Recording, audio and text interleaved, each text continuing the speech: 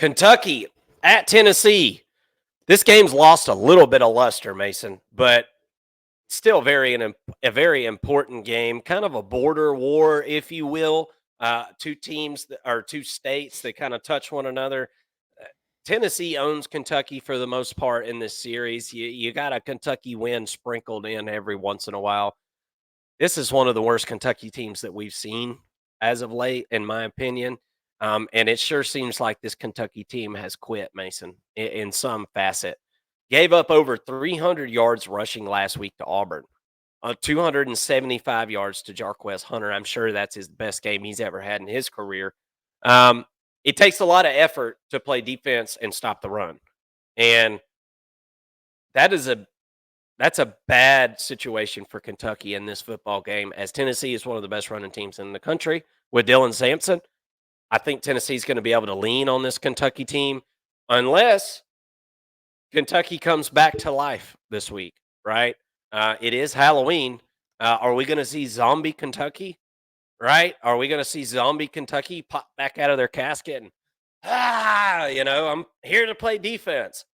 I don't know, man. And it scares me as far as like betting on this game or making a call because look, if this game was played earlier in the season, Kentucky's defensive line had it popping, man. I mean, had beat Ole Miss, held Georgia intact, really caused a lot of disruption for Georgia, and it was because of this defensive line of Kentucky. And then we see last week where they give up over 300 yards rushing. So which is it? Which one are we getting? We've got some Kentucky fans here on the channel. You guys let me know. Is this team checked out? Are they done? Has the offense lost their interest to listen to Bush Hamden and this offensive coordinator? Because it sure does seem like this offense is kind of just lost in the desert at this point, right?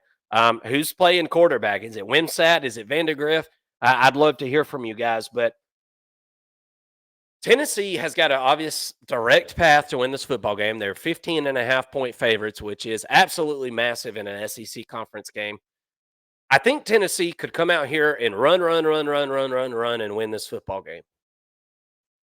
But will Tennessee come out and try to further develop the passing game for Nico and get ready for things that are down the road? Nico hasn't played all that great this season. I mean, it could have been worse in some spots, and it could have certainly been better in others. It's his first year as a starter. He's getting those SEC lumps, right? He's earning those stripes. Is this an opportunity, if you can get somewhat of an early lead or a buffer, to be able to work on some of that passing game and try to grind through some of the issues that we've seen? Bad news, I guess, a little bit if Kentucky decides to show up and actually play football this week, because I think this is a great defensive line. I think they can cause havoc with Nico behind the line of scrimmage if Tennessee decides they want to work on that passing game a little bit in this game.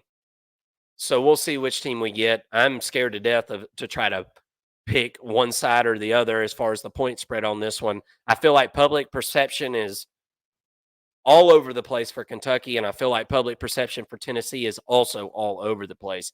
Really sound defense for Tennessee. I'm not worried about Kentucky scoring a lot of points. I think there is under potential in this game if Kentucky does decide to show up and play. But if not, watch out for the over, because I think Tennessee could. If Kentucky has quit, I think Tennessee could run away with this one at home. What do you think? Well, I think if you're Tennessee, I don't really feel like Kentucky is the best team to play around with and try to pass the football and work some things out, because we've seen we saw Tennessee lose to Arkansas, and really it was because of the inability to pass the football.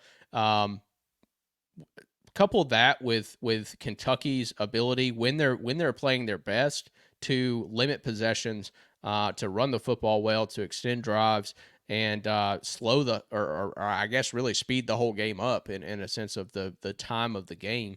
That's when Kentucky is at its best.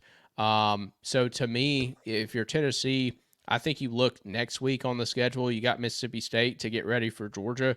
Mississippi State is a team that you might want to try some things out on offense a little bit more. Coming off of a bye week, though, You never know.